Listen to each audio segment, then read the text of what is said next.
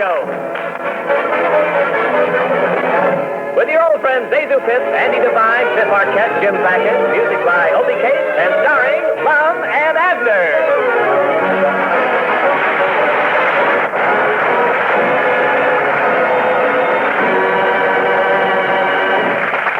Lum and Abner will be with us in just a moment. But first, a short message from the Ford dealers of America.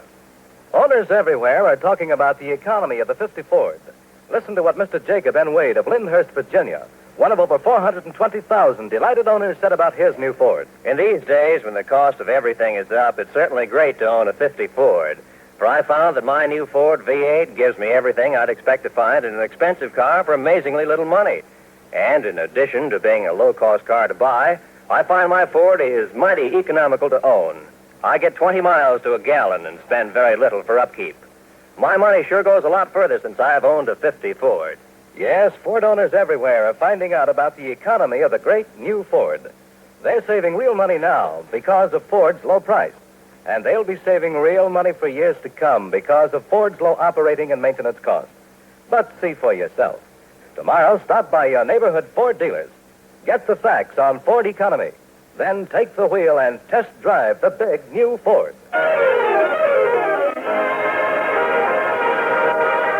And here they are, your old favorites, Lum and Abner.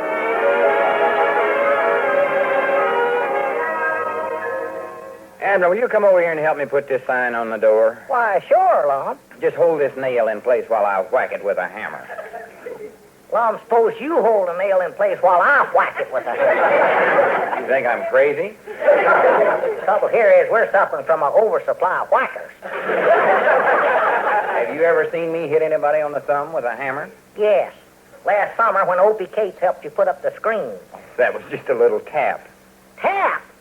You smacked that thumb so flat it looked like he's carrying around a pancake flipper. Why, he didn't even holler. He let out such a beller, all the fellers at the sawmill knocked off for lunch. You stop exaggerating and hold that nail. Granny. Lum, you couldn't hit that nail no matter if your whole life depended on it. Oh, now be quiet. Huh? Just This hold, is my page-flipping finger here, Lum. Be just careful. hold the nail in place. Okay, here goes. There. Now, how was that? Not bad. Just aim it 2 more feet to the left, and I think you'll have it. The trouble is the top of the nail is too small. You couldn't drive that nail if I stuck it in between my teeth and let you hit me on the back of the head. Don't give me any ideas. Now, just hold it in place. This time I'll keep my eyes open. Good. Think one of us ought to know what's going on. You ready now? Yeah. Here it goes.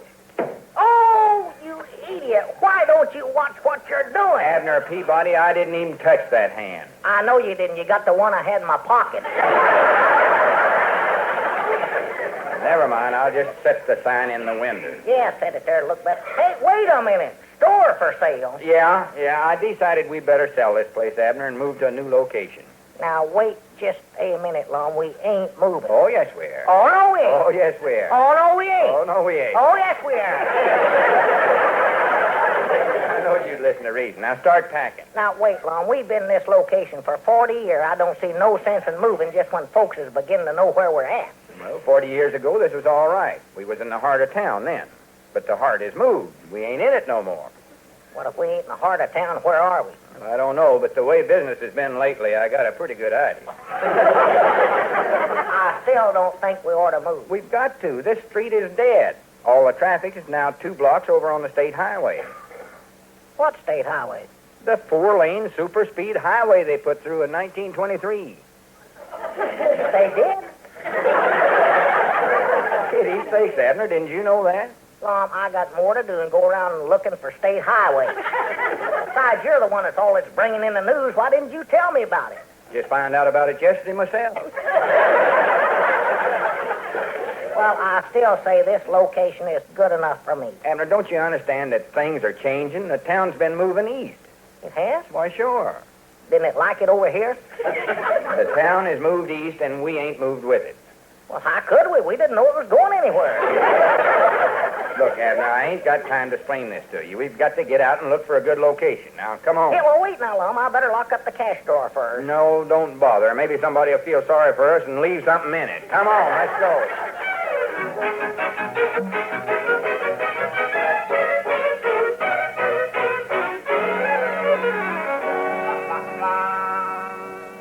Doggies, Lum, ain't this kind of fur out in the country for a store? Well, we got to be farsighted about this. Well, our customers are going to have to be farsighted, too, or they'll never find us. We don't have any competition out here. Or any business. Is there wild animals around here? Of course not. We ain't but 2 or 3 miles. Hi, Doggies, wait a minute. Look there. Look in them bushes.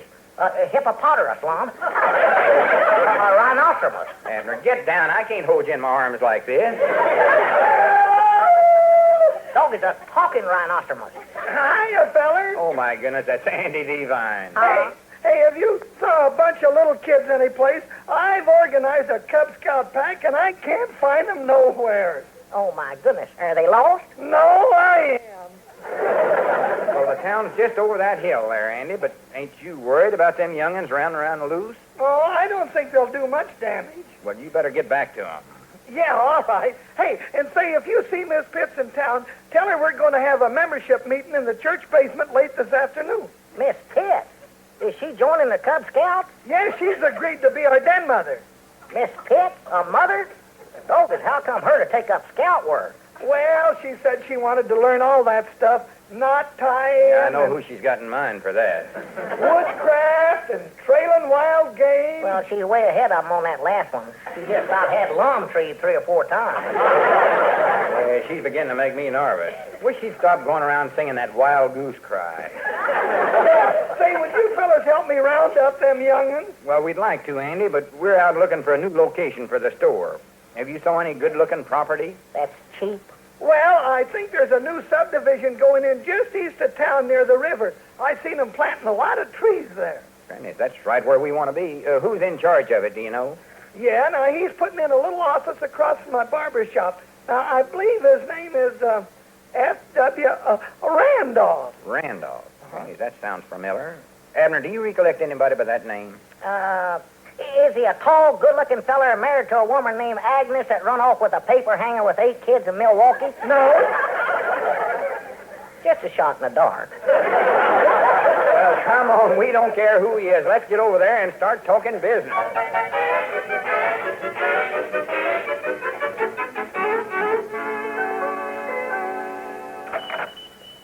What are we coming in the store for, Lum? I thought we was going over to see that Mr. Randolph. Well, we can't now. I just recollected who that feller is.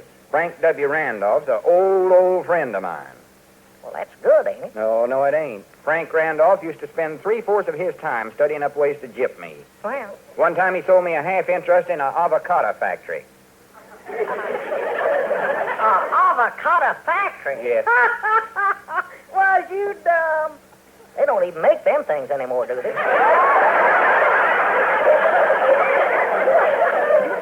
Another time he wanted to sell me a 3rd interest in a Panama hat factory. But this time I was going to be smart. I told him I wanted to look the place over before I put my money in it. Good for you. So Frank said, sure, come on, we'll drive you out and see it. We went out in the country, and he stopped at a big lake, and he said, well, there it is. And I said, where? He said, right there. They weave these Panama hats underwater. Well, now, I have heard of that. And I said, I don't believe it. He said, all right, slip off your breeches and dive in and see for yourself. So that's just what I done. Hey, Doggies, I'm proud of you, Lum. Yes, sir, I swam around and couldn't see a dad blame thing. And when I come up, I discovered Frank had run off with my breeches and my wallet. Well, maybe this would be a good chance to get him back from him. No, it ain't safe for me to go near him. He'd gyp me again just sure as the world. What? Of course, now, there is one way we could deal with him. We could set up a dummy corporation. A dummy corporation? Yeah. Hey, Doggies, I know just the man for president of it. Oh, no, it can't be me. It's got to be some other dummy. It's got to Wait a minute. I think I see just the fellow we're looking for. Old gossip monger Arquette. Well, howdy, fellas. Yeah, howdy, Cliff. We was just talking about you. About me? Well, hurry up and tell it. I ain't heard any interesting gossip all day. Well, Cliff, we was wondering if you'd head up a dummy corporation to handle a transaction for us. Well, I doubt if I'll have time, Lum. I just started working as a census taker. Well, that don't take all your time, does it? Well, it does if you do a thorough job like I'm doing. I ask them how many kids they got, what does their husband do, how much does he make a week, who he's been running around with lately. Well, what does the government want to know that for? They don't. I just slipped that one in myself. Well, Cliff, I'm sure you could handle this job of ours. Well, I don't know. I'm also putting in part-time at the post office. What do? Sort the mail? No, steam it. I steamed one piece of mail this morning for an hour and a half, and it wouldn't open. Finally discovered it was a postcard. Well, Cliff, why don't you settle down and stop prying into other folks' affairs? Why, sure, Cliff. You're too old to be working all day over a hot kettle. Look, Cliff, all we want you to do is... Well, I'm too tired to handle it today. I went to a party last night at the old lady's home, and was that a humdinger? Why, it didn't break up till 8:30. Why, you old night owl. Why, I say, the Ovaltine flowed like water.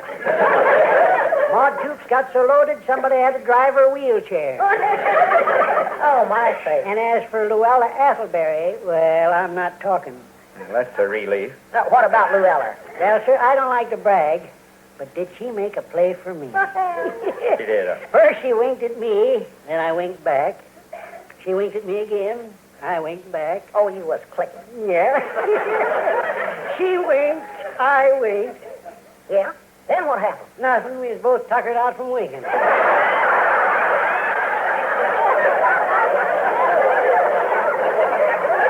Look, Cliff, this job ain't going to take a whole lot of strength. All we want you to do is buy us a nice lot from a feller named Frank Randolph. Randolph? Oh, I bought one of them lots from him this morning. Sure enough? What'd he stick you for it? $50. 50. Yeah, I thought it was kind of high, too. Hi, why no, that's dirt cheap. Hey, you can't get dirt much cheaper. Well, I didn't know, and this Randolph said he was new in the business, said he didn't know what to charge. Granny's, I'll say he don't. Cliff, will you watch the store for a few minutes? Well, I... Good. Come on, Abner. Yeah, I'm coming. Hey, where are we going, Mom? Over to Randolph's office. Granny's, if we can buy a bunch of them lots at that price, we can clean up. Oh, good for us. And this'll give me a chance to final get even with that varmint Randolph. I knowed if I waited long enough, someday the worm would turn. Yeah, you sure have. Come on, let's hurry.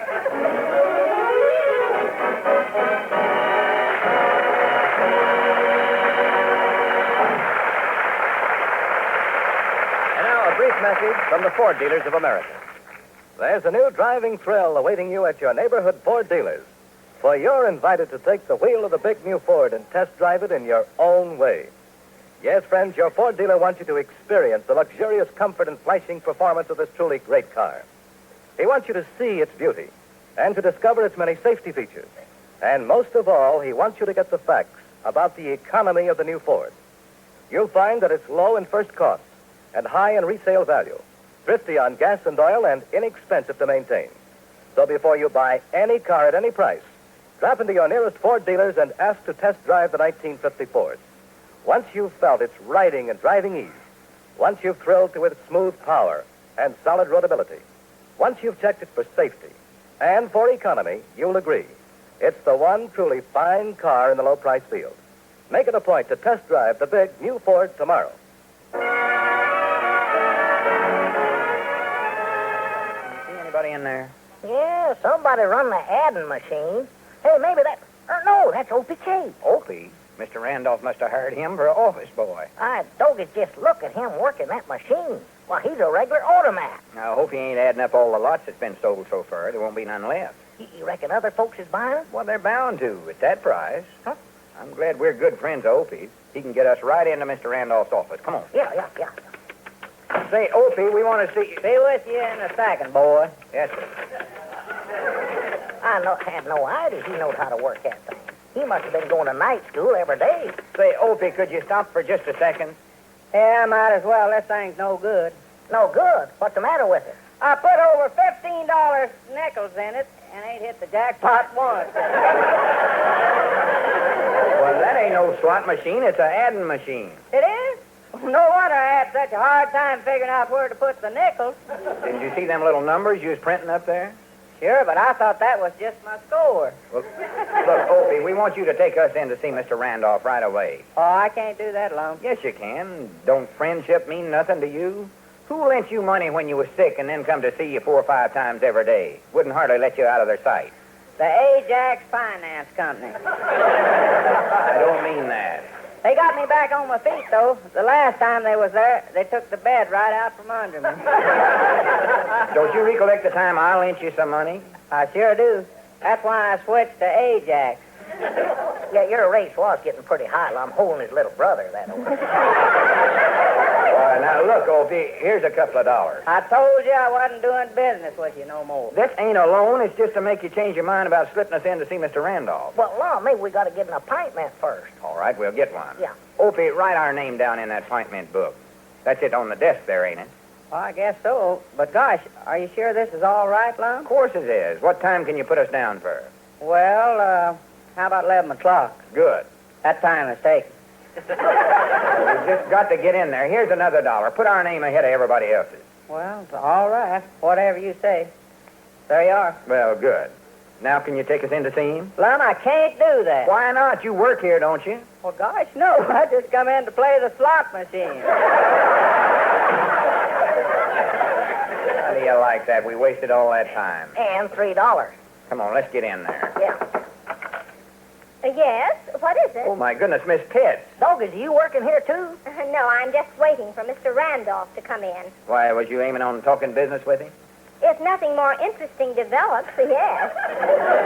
I'm selling greeting cards to raise money for our new Cub Scout pack. Oh, yes. Andy told us you was going to be the den mother. Could I interest you in some cards, Mr. Edwards? Well, no, you see, I have some lovely numbers.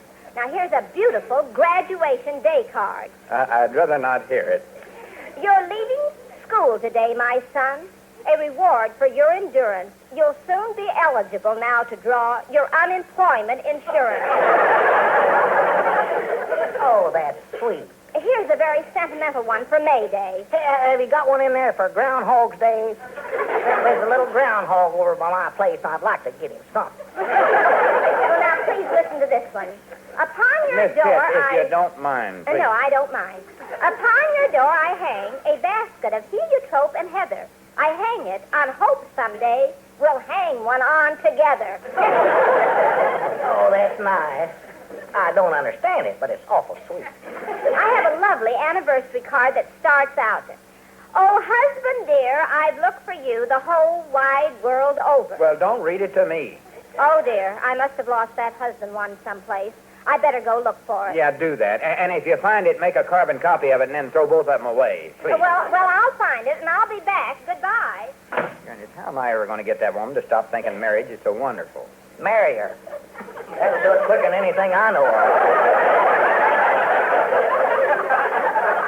Well, I ain't going to worry about that now. Let's sit down and wait for Mr. Randolph to show up. Yeah, all right. Hey, would you lend me a nickel, Sure, what do you want to do, get a cup of coffee? No, I thought I'd play the ad machine there. Sakes, Abner, get away from that thing. You're as bad as Opie. Hey, doggies, Lum, I hit it.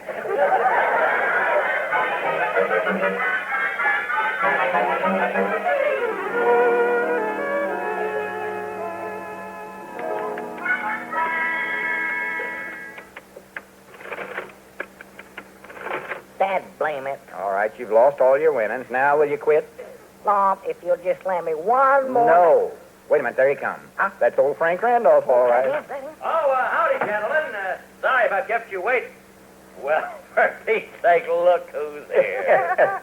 You recognize me, huh? Why, sure, Jughead Edwards. How are you anyway there, boy? Oh, I'm fine. Say, Frank, I want you to shake hands with Mr. Peabody. Peabody, I'm glad to know you. Yeah, howdy do you do.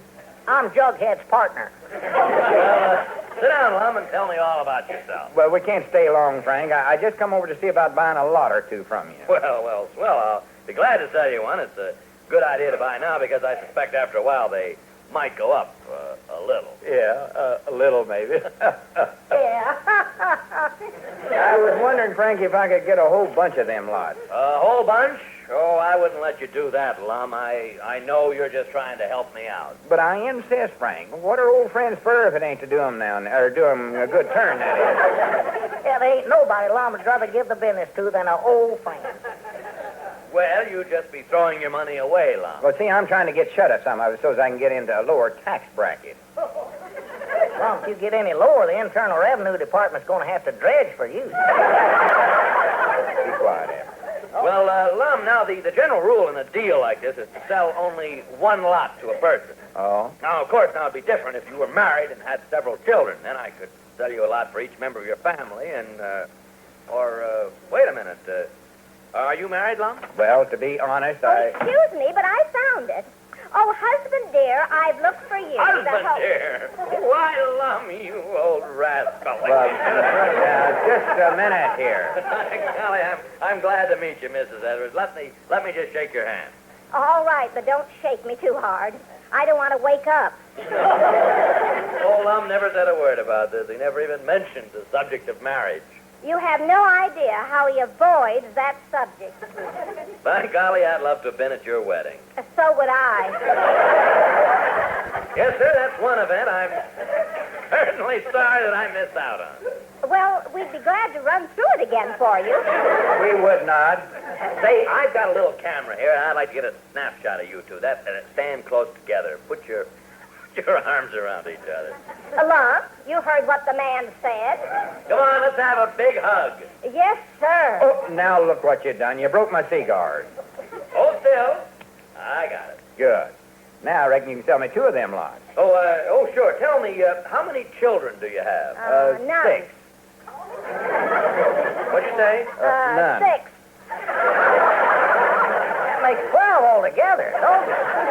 There's 12 more lots you can get, Lum. Well, by golly, Lum, I had no idea you had a family like that. Oh, I'm a little bewildered by it myself. Tell me, are they boys or girls? Practically all of them, yes. Well,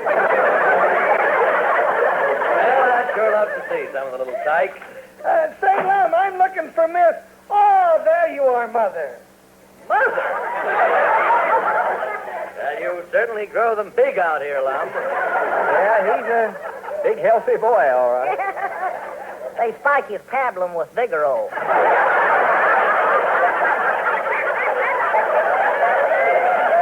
Now, what's going on here anyway? Just keep your rompers on, Junior. Daddy will explain it all to you later. Well, sir, I'm glad to meet you, young man. I'll bet you were a cute little baby. How much you want to bet? Let me look at you. Yes, sir, you've got your mother's eyes, but you've got Lum's head. Well, he don't use it much anyway. Yes, sir, and you've got your dad's nose and your mother's chin. Hey, when you get down to that stomach, it's all his. Well, son, tell me, do you manage to keep yourself busy? Oh, yeah, we're organizing a Cub Scout pack. Yeah, and I'll bet you'll make a good one, too. Oh, I'm the leader. I don't doubt it. And she's the mother. Yes, I know. Oh, and that reminds me, Mother, the reason I come over here was to tell you that you've got 18 boys now. 18?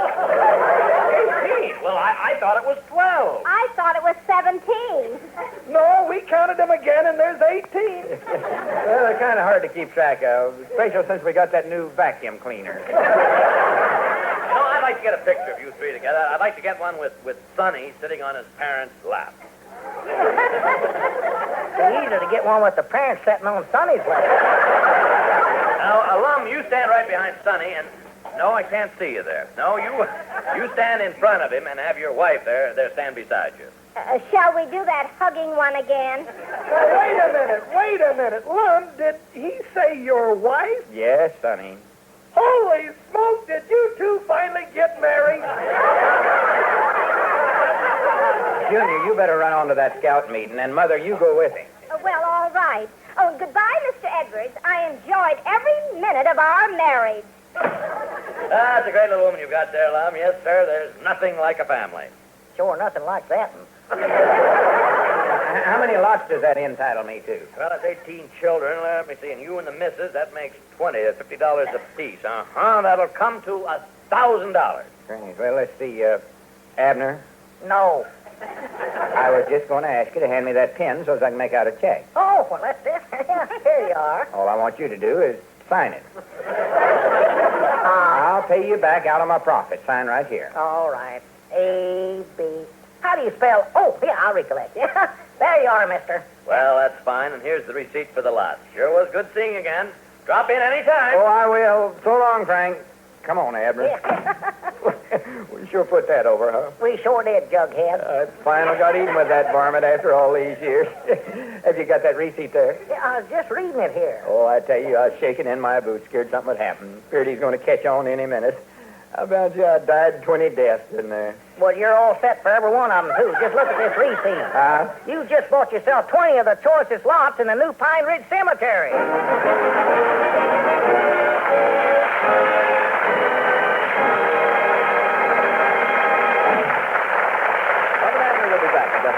And now, here's a short message from your local Ford dealer. It seems as though the whole country is talking about the great 1950 Ford. Listen to what C.W. DeCandre, a resort owner in Daytona, Florida, one of more than 420,000 delighted new Ford owners, has to say about Ford station wagons. Our resort has had nothing but Ford station wagons, and I'm convinced that the new 50 model is the best of all. It has the real passenger car comfort, which is important to our guests, and when you take out the rear seats, you have the perfect hauling vehicle. Tell you something else. I think the 50 Ford station wagon has a certain air about it that the others just can't match. It's so easy to keep new looking, too. Just a wash now and then, and you'd think we'd bought a new one. Ford dealers hear praise like this every day, and they want you to get that fine Ford feel, too. They want you to stop in and test drive the Ford for 50. And while you're there, get the facts on Ford economy. You'll discover the new Ford is low in initial cost, high in resale value, thrifty on gas and oil, and inexpensive to maintain. Yes, first and last, the new Ford is designed to save you money. See it. Test drive it tomorrow. Waiter! Waiter! Bill, did you ever see this poor service? I'm going to call the manager. Take it easy, Walt. What's mostly wrong is your grout. I'm sorry, Phil, but my digestion is so upset. What you may need for your poor digestion is something that works after nature's own order. Try Carter's Little Liver Pill. Good advice. When your digestion is upset and you feel headachy and irritable, take Carter's Little Liver Pill. You see, each day, nature normally produces about 2 pints of a vital digestive juice to help digest your food. If nature fails, your food may remain undigested, leaving you headachy and irritable. To feel cheerful and happy again, take Carter's Little Liver Pills.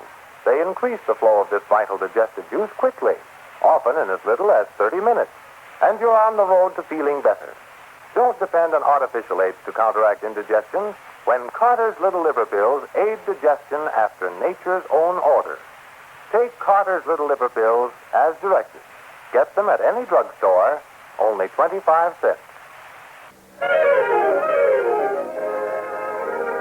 Well, howdy, Lon. Did you make out with Mr. Randolph? Did he buy your cemetery lot? Oh, yeah, he's awful nice about it. There's a changed man there, Abner. Did he give you the $1,000 back? No, I got something way yonder better than that. He gave me a 4th interest in a rhinestone mine. We'll see you next week, everybody. This is CBS, the Columbia Broadcasting System.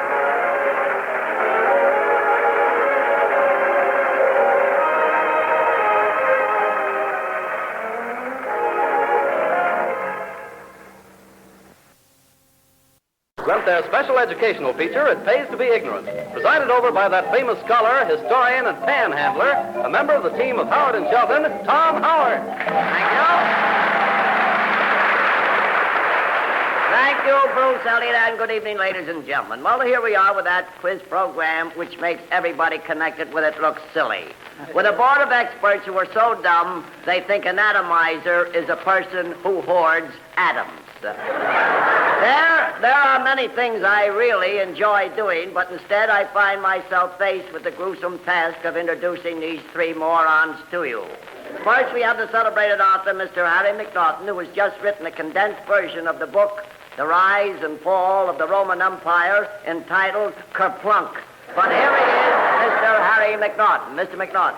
I have a poem, Mr. Howard. I see. I eat my peas with honey. I've done it all my life. It makes the peas taste funny, but it keeps them on my knife. Oh, yeah? It's the new non-skid method, you know, of eating peas. All right, Mr. McNaughton. They always slip into my lap somehow. Oh, let's not bother with Sort it, of messy. please.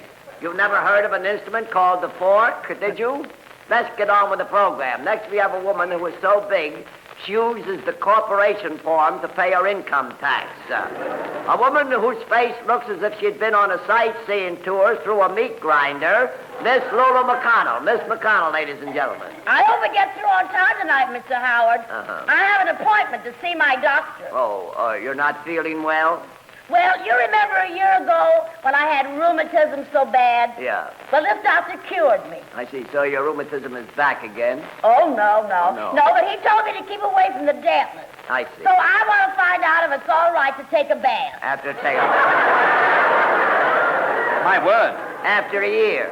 I see. All right, let's get on. Next, we have a man who takes a ruler to bed with him so he can see how long he sleeps. A man who telephones the fire department when his house gets cold, Mr. George Shelton. Mr. Shelton, ladies. You know, Mr. Howard, I think I got cheated out of 2 bits today. How did that happen? Well, I bought a tube of shaving cream, you know, that brushless stuff, and it says right on the tube, no mug required. Well, what's wrong with that? No mug required. Well, what am I supposed to shave? What? Just wasted a lot of money. No sense in buying the All right, No. Mr. Sheldon, when you are shaving yourself, do you ever cut your throat? No. Isn't it a temptation? You know it is. Try it sometime. Well, there they are, folks. If you're waiting for the program to improve, you don't know us. Our first question tonight comes from Mr. Paul Douglas of New York City. Now, here it is. What is a bread knife used for? No help, please, from the audience. Did you hear the question, Mr. Sheldon? Every word of it, Mr. Howard, every word of it. What do you think of it? I think it's a very keen question. A very keen question. If you ask me, that was a very sharp remark. All right. Oh, I'm all on edge tonight. Oh, you're all on edge. Please. Never mind the puns. What is a bread knife used for? You ought to know the answer, Miss McConnell. I should, shouldn't I? Yes, you should. Well, I don't. Well, you don't. You don't know what a bread knife is used for? We never use bread in our house. You never used bread? No, we use nothing but toast. Oh, I see. Makes a difference. That's marvelous. Miss McConnell, if I had your head, I'd turn it over to the scrap drive. What is a bread knife used for? Let me give you a clue. The answer I want is something made from dough. Do you know what dough is, Mr. Shelton? Sure, dough is something that everybody needs. It attracts a lot of half-baked friends, and when you have enough of it, you belong to the upper crust. And when you're broke, you're just a loafer. All right.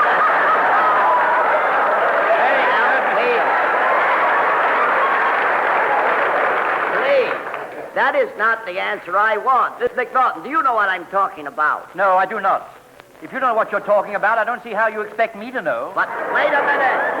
I happen to know what I'm talking about. Then you answer the question. Look, Mr. McNaughton, please, how is it you never derive any benefit from these questions? Well, you see, Mr. Howard, I have no deriver's license. You have no... That is terrible. You know, my girl is taking driver's lessons. Oh, really? How's she making out? Not so good, not so good. You see, when the road turns the same time she does, it's just a coincidence. I see. My old man and me were driving along in our car the other day. We came to the George Washington Bridge. Yeah? The man said 50 cents, and my old man said so. So, I see. So, Miss McConnell, have you no scruples? Oh, no. No, I was vaccinated when I was a little girl. I see. Oh, Miss McConnell, you vaccinate me. Never mind, please. Miss McConnell, when you were a little girl, they hadn't discovered vaccination. Well, the doctor stuck something in my arm. I see. Must have been a phonograph needle. What do you mean? Well, the record speaks for itself. The record. Look, please. I still haven't found out what a bread knife is used for.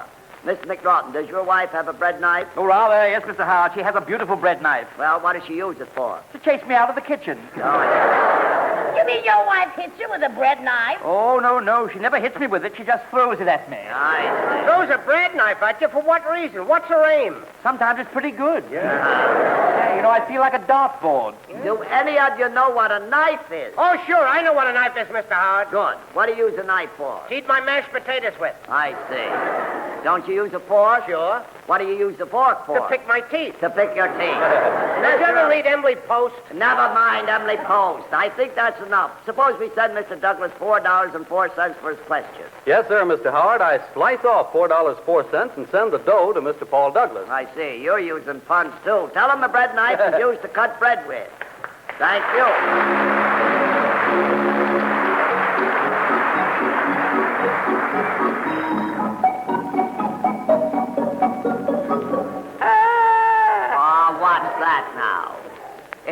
Will somebody get that organ player out of here or throw him a fish or something, will you? How anybody can you abuse a beautiful Hammond organ like that is beyond me. Well, here is the next question. Wait, I'll get it. Just a moment. Now, who's ringing the phone? Hello? Hello? What is the correct time? Just a moment, please. Just a moment. It's now, the correct time is 20 minutes to 8. Oh, you're welcome. You're welcome. Thank you. Now, what's that all about? Who was that? The Boulevard Watch Company. The one that... I see. Okay, please. The Boulevard Watch Company. Ain't this awful? Here is the next question sent in by Mrs. Walter Sharples of East Arlington, Massachusetts. Here is the question. What time of year is best for winter sports? For my word, I say that's a very good question, isn't it? Yes, it is a very good question. I can hardly wait till I hear the answer. I see. Miss McNaughton, I expect you to find the answer. Why, have you lost it? No, I haven't lost it. Maybe he hid it. I didn't hide it. But it must be around someplace. Please. Miss McConnell, are you sitting on it? No, what is this? I don't think so. Will you please sit down? Sit down. Can't you stop this? Oh, I always listen to that program. What program? Can you top this? Blake. I'm not talking about a radio program. I have a question here. What time of year is best for winter sports? Well, Mr. Howard, what particular sport did you have in mind? Any sport. Ice skating, hockey, skiing. Oh, I played hockey, Mr. Howard. Fine. Now, what time of year did you play hockey? Anytime, but mostly in the spring. You didn't play hockey in the spring. You know, that's what I tried to tell my school teacher when she caught up with me. Now, wait a minute. I'm talking about hockey, not hooky. Oh. Please, what time of year is best for winter sports? You know, speaking of winter sports, I love ice skating. Yesterday, I skated for hours on end.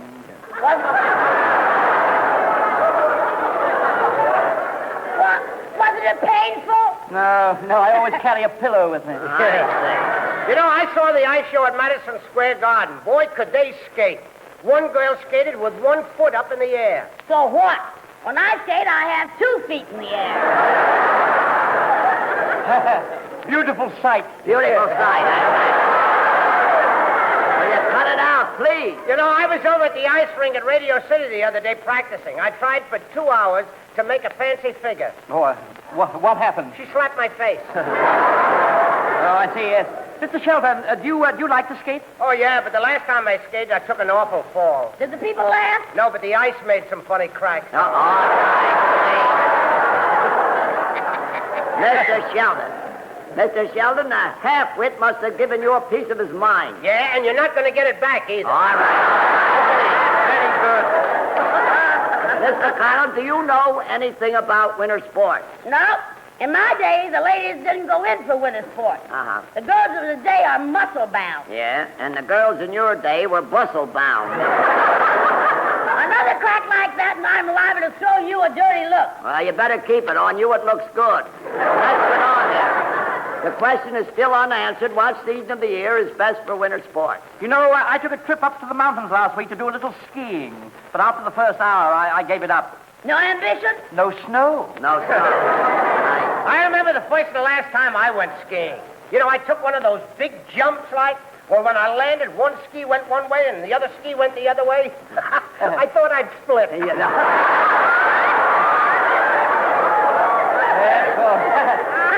Gets worse and worse. Well, of course, that's you all over. That's you all over. You know, personally, I like tobogganing. You like tobogganing, Miss McConnell? Oh, sure. You get things cheaper that way. You get things cheaper. Mr. Elliott, please, let's get out of this thing. Suppose you send Mrs. Sharple $7.77 for her question. Right, Mr. Howard, $7.77 to Mrs. Walter Sharples with best wishes from all of us. The answer, of course, is winter.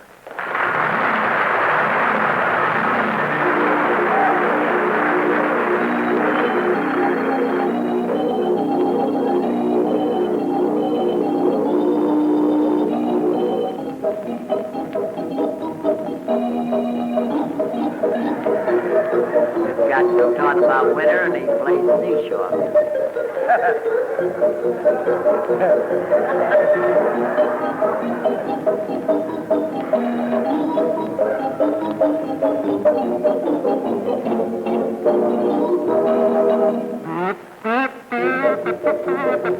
That's marvelous.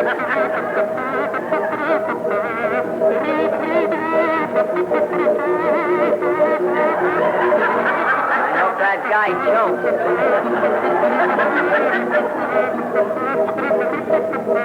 You're going to swallow that all.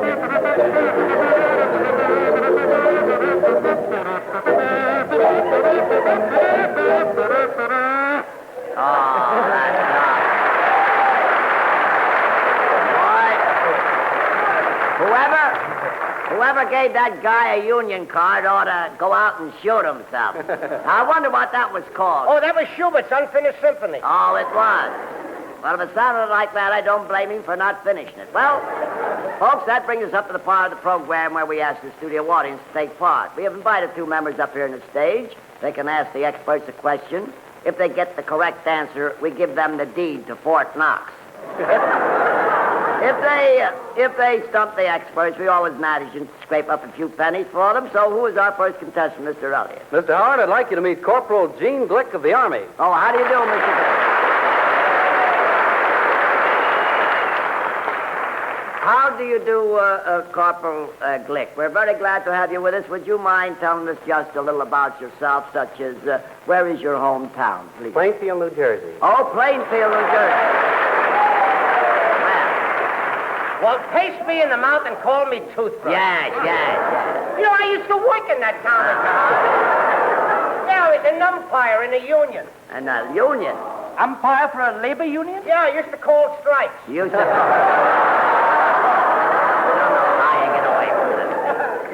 You know, Corporal Glick, I was in the Army in the last war, yes, but I didn't stay. You didn't stay? Didn't like the hours, I guess. Huh? No, that wasn't it. You see, they cut my salary after I'd been in just a few days. They cut your salary? What for? Well, I was late for breakfast one morning, so the sergeant told me I'd be confined 2 quarters for 2 weeks. You see? I know I'm naughty tonight. I can't. Yeah. I mean, how can a person live on 2 quarters? No, that isn't very much money, Of course, I would have settled for a couple of bucks. Oh, yeah, all right, please, let's get on here. Corporal, don't let these 3 dead batteries shock you here. What? Would you mind telling us just what you did before you entered the service? I was played in a band. Oh, you're a musician. Isn't that Yes, nice? sir. What instrument did you play? Drums. Oh, the drums. Play the drums. Can you beat that? Yeah, he played the drums. You know, Corporal, I play musical instruments. You know that, Mr. Howard? I didn't know it. I play the trombone, clarinet, flute, piccolo, and trombone. Yes. Have you got a zither? Oh, I've got a zither and a brother. You got a All right, please. I got a lot of musical instruments, too. Oh, you got a lot of... I got a drum and a fife and Yeah? zither and all that. Oh, I see. You got a pipe. Yeah, I got a fife and 3 kids. You got about... Pipe and 3 kids. I know you ruined it, but let it go. We're very glad, Corporal, to have you with us tonight. Yeah, what's your first name, honey? James. What? James. Gene. Isn't that sweet? Yeah, Gene. Gene. He's a cute little ain't he, huh? Yeah, he's Well, I'll tell you, you can just call me Bubbles. I'm so light and airy. Yeah? And you're just about the same shape, Mr. Sit down.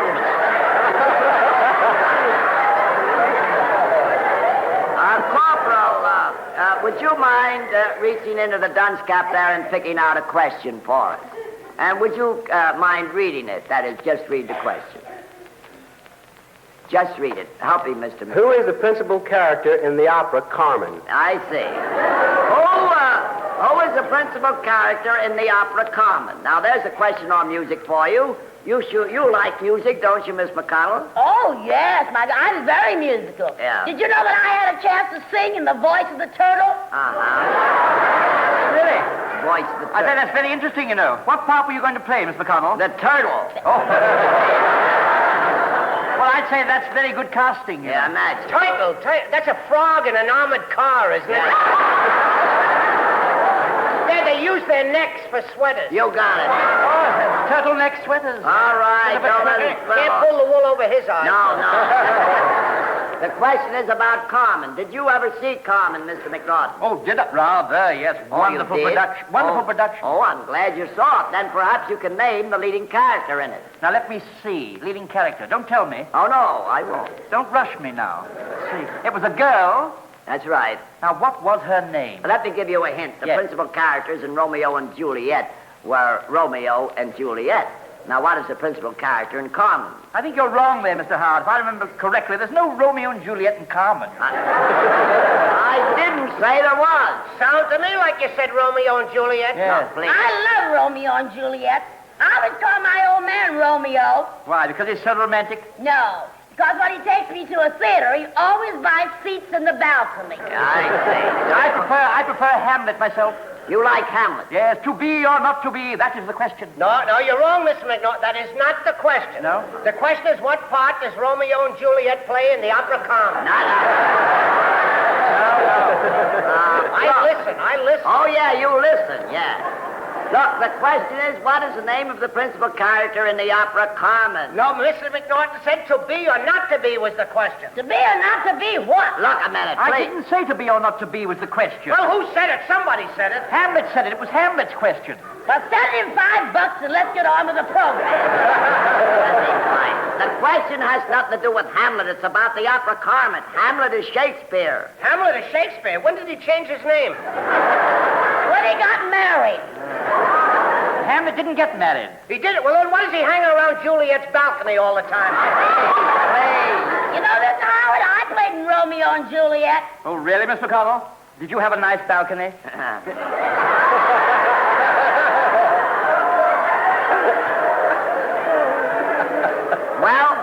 Well, if she didn't, she's got one now.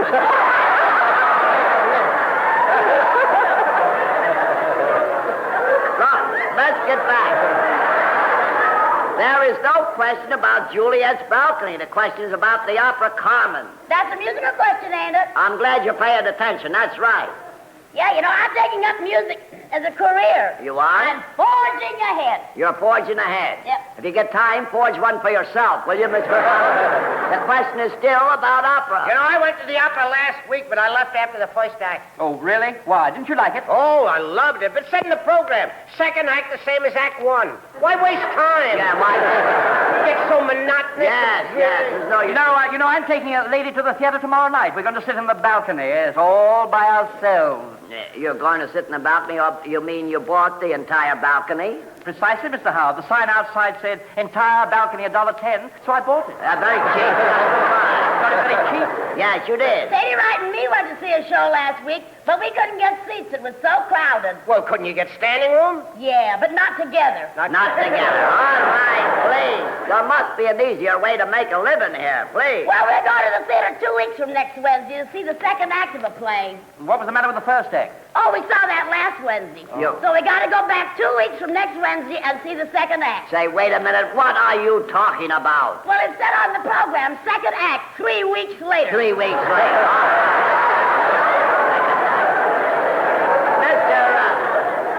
Mr. Elliott, before we're here for the next 3 weeks, suppose we pay our friend for his question. Give him $15 for his question. Yes, sir, Mr. Howard. Here you are, Corporal Gene Glick. $15 and the best of luck to you, sir.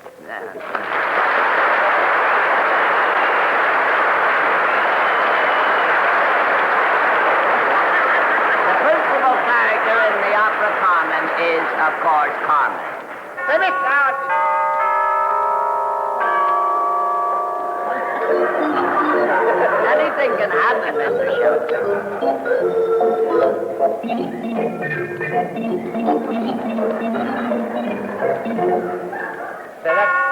Isn't that sweet? Christmas is here again. Oh, that's sweet music, you know. You know, I've always been a pushover for Gilbert and Sullivan. Gilbert and Sullivan. Which one, Gilbert or Sullivan? Which one is he, Gilbert or something? I think his name's Sam.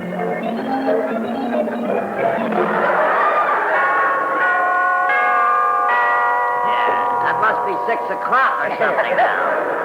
Say, Mr. Howard, is that music from Carmen? That music's from Hunger, Mr. Sheldon. Hunger, is that a very good show, Mr. Howard? Oh, forget it, please. Who is our next contestant, Mr. Elliott? Mr. Howard, this is Yeoman Second Class Vivian Wayland of the Waves.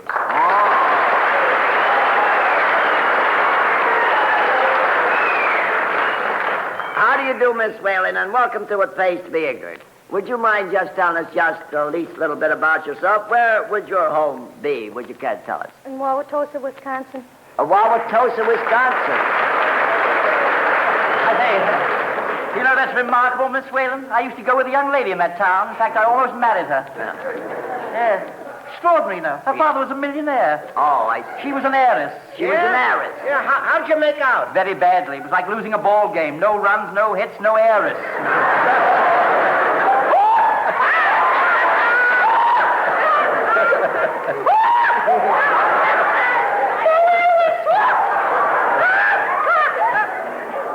I don't get it. No.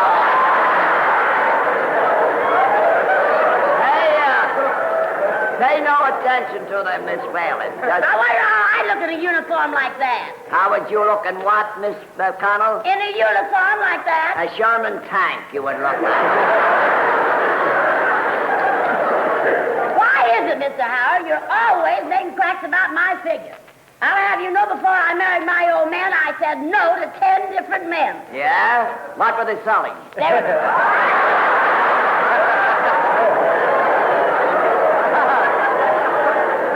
You know, Mr. Howard, I like girls in uniform. Yeah? Mr. McNaughton, what do you like in girls' clothing? Girls? Would you care to tell us, Miss Whalen, what you did before you entered the service? I was going to college. Oh, you went to college. I see. What college would you care? Carroll College. What college? Carroll College. Carroll College. Carroll College. I went to college, too. Oh, you went there, I imagine. Yeah, I took up trigonometry. Trigonometry. Yeah, I always wanted to learn how to shoot a gun. I see. You know, speaking of colleges, I spent the best years of my life, you know, up at Vassar. Vassar? Vassar's a girls' college. You're telling me. Please, well, thank you for being so nice about everything. Would you kindly pick a question from the dunce cap for us? And would you care to read the question, please? Was Helen of Troy a man or a woman? Was Helen of Troy a man or a woman? Well, they're getting harder all the time. Yes. Well, don't be surprised if she turns out to be a football player after these morons get through kicking the question around. Mr. Howard, what was the question again? Mr. McNaughton, must I keep on repeating myself? Oh, no, I don't want you to repeat yourself, Mr. Howard. Just repeat the question. I see. Was Helen of Troy a man or a woman? What was her first name? What? Oh, please. Haven't you ever heard of Helen of Troy, Mr. Sheldon? No, but I've heard of Benny of Rochester. Oh, yeah, Benny. Yeah, then there was Joan of Arc. Yeah. I knew her brother, Noah's Ark. Yeah, okay. Let me set you straight here. Helen of Troy was a myth. Yeah, she was a what? A myth. Mr. Howard, are your teeth slipping? Nice.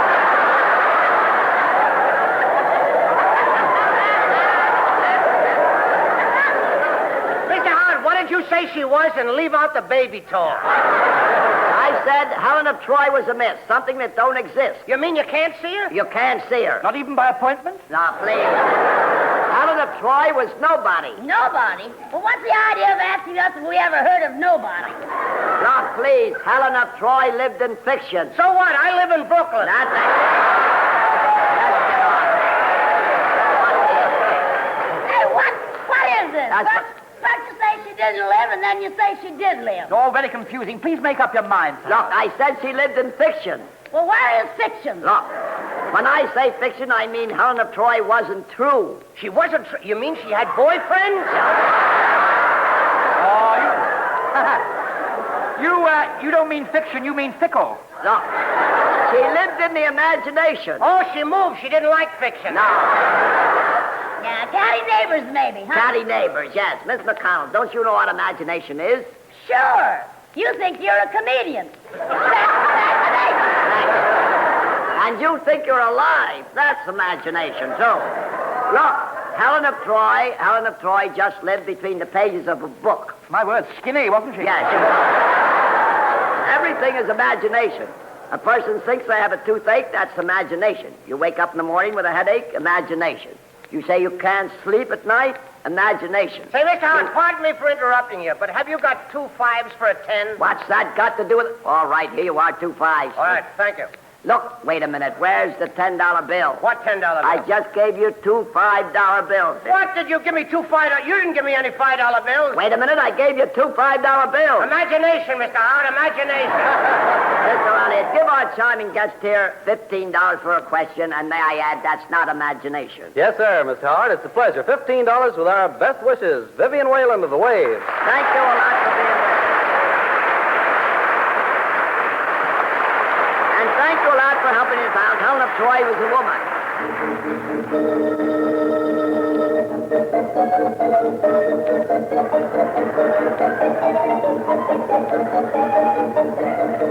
Walk up this way, folks. That's marvelous. Well, here's that crackpot question, folks, sent in by Mrs. Lester of New London, Connecticut. You are to tell us the name of this man. He was born in 1564, died in 1660. He was an English dramatist and poet, and was known as the Bard of Avon. Among his famous plays are The Merchants of Venice, Romeo and Juliet, Hamlet, and many others. His father's name, was Shakespeare. His first name was William. Can you tell me the name? William Tell. That is wrong, but send Mrs. Lester $8.19 for the question because it pays to be ignorant.